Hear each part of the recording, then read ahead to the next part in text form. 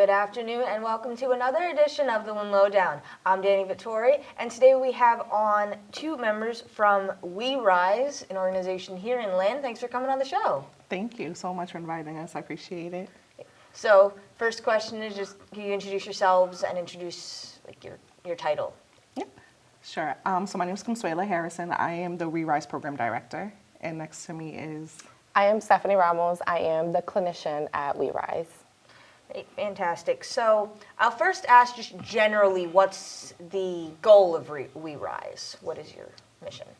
So the general mission is to be able to support, intervene, prevent, and help youth who are at risk of sexual exploitation or being sex trafficked. Heavy topic. Very much.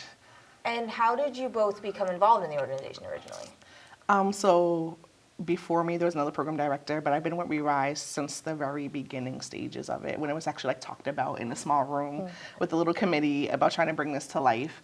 And I have personal experiences in regards to exploitation, so then it brought me to kind of want to give back to my community and give back to the youth and kind of just help educate and help them kind of recover and transition out of that lifestyle, so that there's more to life.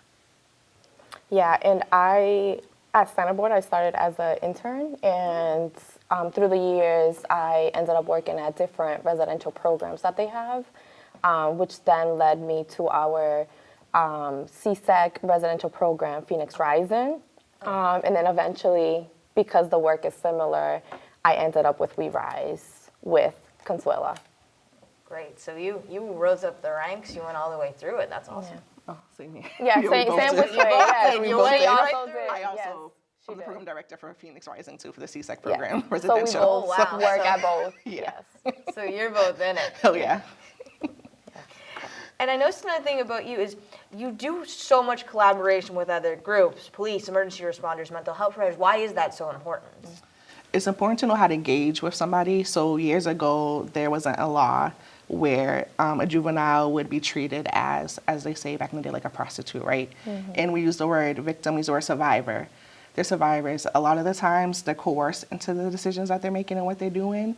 And so to penalize them for that, we really just wanted to support the emergency responders, first responders, in how to, initially engage with the youth and make them feel comfortable. And as a clinician, do you engage with youth a lot? Is that a big piece of your job? I do, yes. Especially in both programs, there's certain behaviors that the first responders, like police officers, they typically don't know how to maybe respond to certain behaviors, and that's kind of where my work kind of falls into play. Just really being able to sit down and kind of listen to what's going on and kind of go from there and provide them with any referrals that's necessary to get their needs met. Which is great. And on that note, one thing that I've heard mentioned a few times by you is psychological first aid. And I know what first aid means, but what is that specifically? So that means if we were to get a call, let's say it's late at night, the police happen to find a youth and they need support. So it's the physical, psychological first aid is, are they hungry? We're going to provide the food. Do they need a coat? We're going to provide that. So anything that meets their immediate needs before they are either transported to the hospital or transported wherever they need to go. After, but those are immediate needs right then and there. What do they need at that very moment? We're going to provide. Yeah. Oh, okay, that makes sense. Before you transition into, like you said, hospital or somewhere where they can get additional services that they need. What's the word? Another thing you do is the transitional ongoing services. So it's not just immediately when the youth originally need help. What else do you provide beyond that? So we can support with obtaining your, if you're looking into getting your driver's ed, right, and going to driver's ed, we support with that. We support with groceries. We support with supporting you with attending or obtaining, trying to get into school. We do transportation a lot. We support with medical appointments, with court appearances. Yeah. So you offer a very wide range of services. One thing you mentioned you want to talk about is the work the outreach workers do with the youth, like how they interact with them. How is that process? So depending on, we consider the risk level of if they're low risk, mediate, high risk. The outreach workers usually meet with their clients at least once a week. It's an in-person meet. It's really just to kind of build that rapport, to build that relationship, and then kind of assess what are the needs that they need to overcome the situation that they're going through. So then we assess that, and then we together collab, get resources, figure out how to work on that.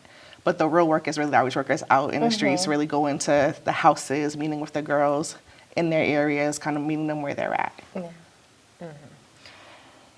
And how do you usually get youth? Do they come to you? Do you do the outreach? Is it a mix of both? How does that work?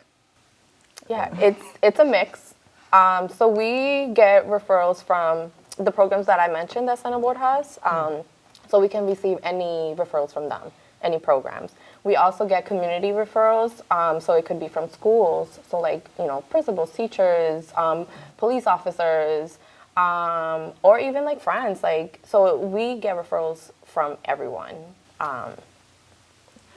So it's really vital to know about service like this because someone may be concerned, but they may not necessarily know who to go to with that. So you provide that service. And when you think about your impact, what do you really hope your impact is on the community?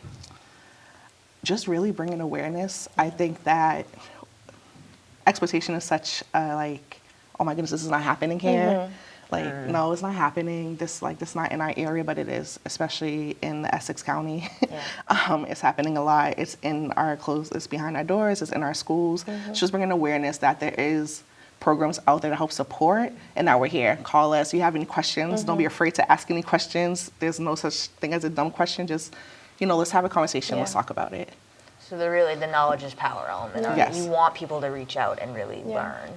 And what about community members who may be interested in learning more about it or trying to help? Are there volunteer positions, or how does that work with the organization? So yes, so we have interns through Salem State College and stuff that volunteer with us or do the internship. Also, I feel like we do have the bandwidth to accept if somebody wanted to help and support. They would just have to kind of go through a Corey and everything else like we would do Of course, for the organization. But no, it's great. It's a great way to support people. And I will ask, you list a few of the different members of the team: outreach, program director, clinician, community liaison. What do the different roles do? What is your main job? I would say for me, it's really just overseeing and just making sure that outreach workers with the clients, that that our community connections, which is really Kelsey, but we're kind of on board with doing the trainings and things like that. As far as for me, I would say, and then I don't want to speak for you. So the clinical piece, to be transparent, is a piece that we hope to grow more. A lot of youth who are experiencing CSEC concerns might also have like a CSEC, not CSEC, like a clinical piece to it.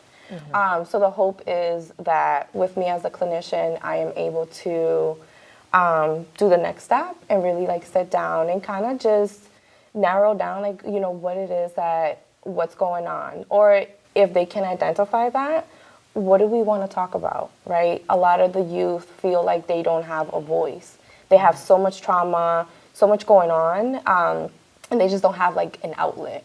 So when we're thinking about the outreach workers, so they're doing that week, day-to-day engagement, right? So let's say a youth is with an outreach worker is, having a session, and the youth might disclose some mental health or some challenging behaviors or, all of the above. Yeah. Then the outreach worker can then refer them to me. And that's how I would get my referrals. So, yeah. So not just helping them with one element of trauma, but trying to find any underlying things that come of it, really working on all elements. Correct. Yeah. Yeah. Because there's always something underneath. There's a reason behind it. Yeah. And it's not really about fixing it. It's really about let's talk about it. Just having that outlet to be able to express themselves. And of course, every person's different, every situation is different, but ultimately for your organization, I don't know if the goal is the correct word, but what do you hope is kind of what happens with these youths that go through the program? What do you hope to see? I hope to see that they learn that they're survivors and that they're really, everything's just a stepping stone, and that they can really just overcome it no matter what situation they're in at this current moment, that they see themselves in the future. That's just really what I would love for all of them to see past this. and to get through it with the support of us. Definitely. I feel like me as a clinician, I hope for them to know how resilient they are, and just being able to just take what they can from the services we provide and just continue to grow that resilience, to be able to like move past anything that comes their way. And you can definitely tell the passion that you both have for your jobs, and that's going to do nothing but help them. And I have to wrap up in a moment, but is there anything else that I didn't mention that you wanted to touch on?